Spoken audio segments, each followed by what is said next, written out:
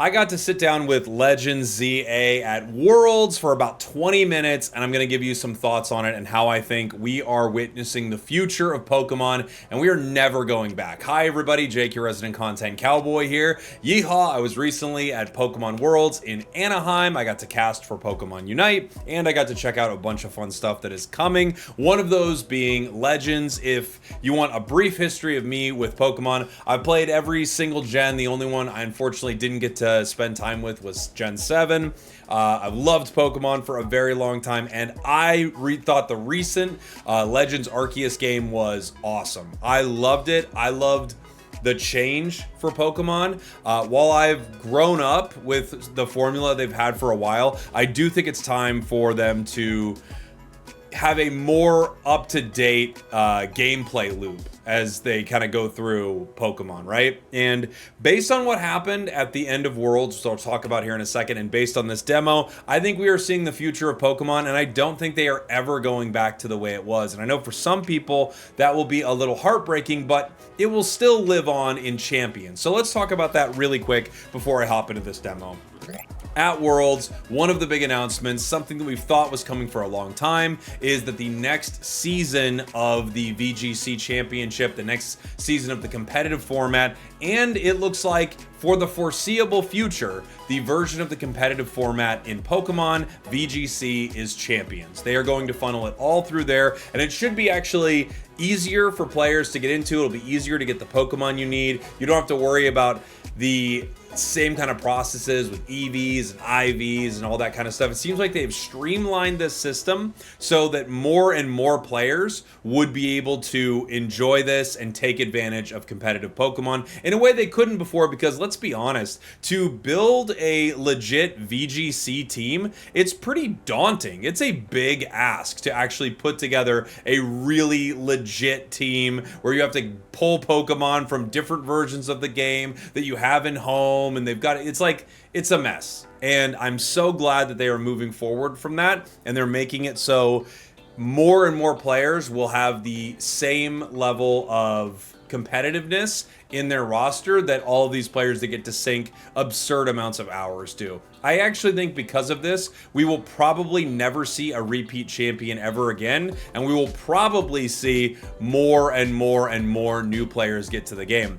By repeat champion, I mean repeat world champion, which is already almost an impossibility, but with this new version, oops, sorry microphone, I think that's going to be a thing of the past for sure. Okay, now on to Legends, because that's what this video is about. I got to sit down, I got to play Legends, and or stand up, I guess, and play Legends where I was filmed, and I got to spend about 20 minutes with it in two different scenarios. The first one was heading through their battle area at night. You run into different trainers in there. You can actually sneak attack some of these trainers and get an advantage early. Some of the trainers in the demo were extremely easy to beat, and then they had one in there that was like extremely hard, and I was trying to come up with a strategy to take it down. I thought, all right, because they have this like level, it was like a level 18 Pidgeotto or something, and my thought was, if I can get my Mareep in there, paralyze it early, maybe I can get enough turns of doing damage to it so that I could take it down. That was not the case. It was extremely difficult. They told me that all weekend, I think like 5 people were able to take it down. But that is kind of cool though, that they had 5 people that actually did figure out a strategy to beat this thing, even though I'm sure some RNG and stuff was on their side. The big change, obviously, is just that the battles are moving into a real-time system. And obviously, we saw bits of this with Legends as well. I have to say, in the previous version of Legends, I didn't participate in battling that much at all. I spent almost all my time just capturing Pokemon. Like basically, I would sneak around the map and I'd hit things in the back of the head with a Pokeball, and it was some of the most fun I've had in a Pokemon game in a long time. I loved it. This version of the game feels like it is more focused on battling, and we know that specifically they are bringing in a multiplayer battle mode that is completely different from something we've seen in Pokemon. So they are very much pushing all of their chips into the center of the table with this concept of a real-time Pokemon battle, which means you will be more deliberately balancing your cooldowns between your moves and trying to win battles by understanding the combinations of those and how you're going to be able to beat your opponents. Now, of course, you hit someone with a 4x attack or something like that, and you're doing pretty good, right? But I do think this newer, fresher sort of combat system that does feel like it has elements of sort of an MMO a little bit.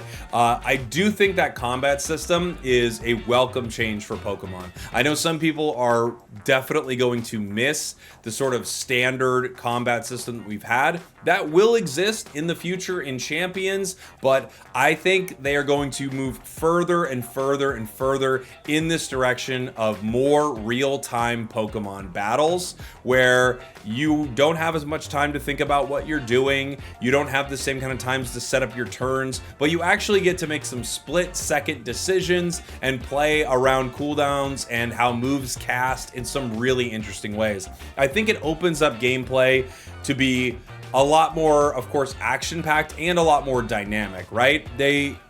After this like battle area, they throw you into the Absol, the Mega Absol battle. So there are Mega Pokemon that you'll encounter throughout the city, and if you take those Pokemon down, it looks like you not only get the necessary kind of stone to evolve them, but you also end up being able to capture them. At least with the Absol, the way it worked in the demo was like you beat it, and there's like, you got Absol, baby. And you got the ability to Mega this Absol. It was really cool.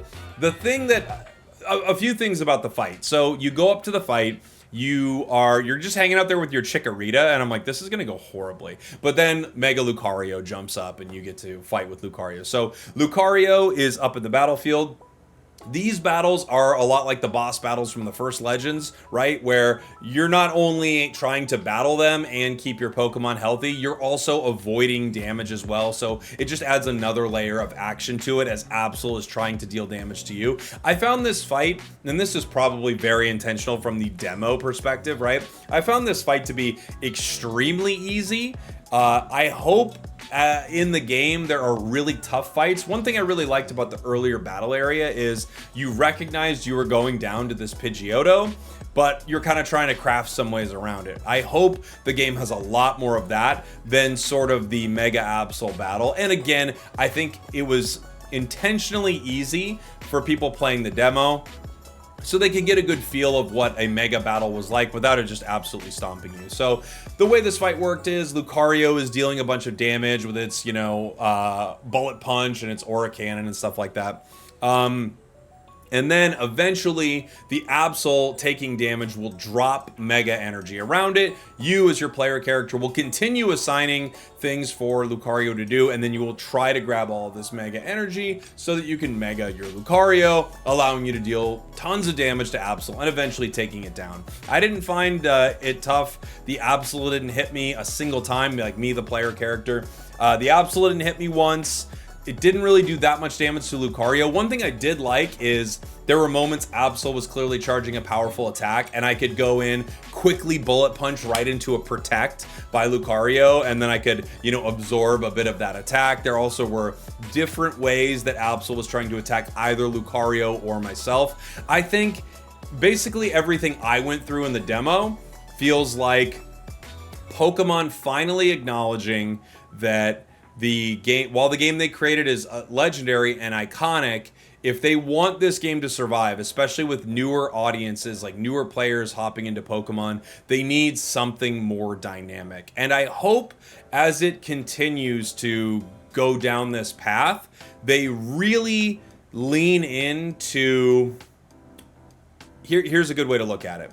I don't know if you're familiar with the Mass Effect series, but it's like an amazing RPG series.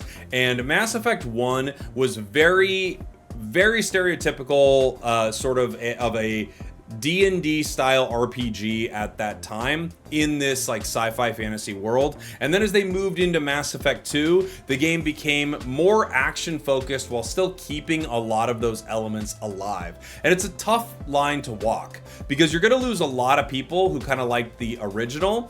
There is another game made by the same company, BioWare, that I think didn't do it right. They went from Dragon Age Origins, which is kind of an old school RPG with a lot of tactical elements where you would command your crew, into Dragon Age 2, which was a full-on kind of like action game, it felt like, and I think they really dropped the ball there. So I'm hoping Pokemon still stays true to all of the things we know about it, while moving further and further into a more fast-paced combat system where you actually get to see your Pokemon fighting in some really interesting ways, and you get to do more interesting things in combat rather than just going, well, Blizzard's probably a one-hit KO right there, I'm going to use it. You have to decide whether or not you're going to be able to cast a move like that because of your opponent's mobility or something else they have, whether it's more valuable to hit with a quick attack so you have just enough time to protect, or if now it is time to charge up one of your more impressive attacks here.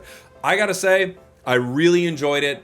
I think they are absolutely going in the right direction, but it is a departure from what we've known for Pokemon, and I have to assume we are going to go further and further and further down this path as we get ready for the next gen. Let me know what you think in the comments. Thanks for watching. Thanks for listening. I appreciate everyone who came up and said hi, all the kind words at Worlds. Thank you guys, and I will see you all next time.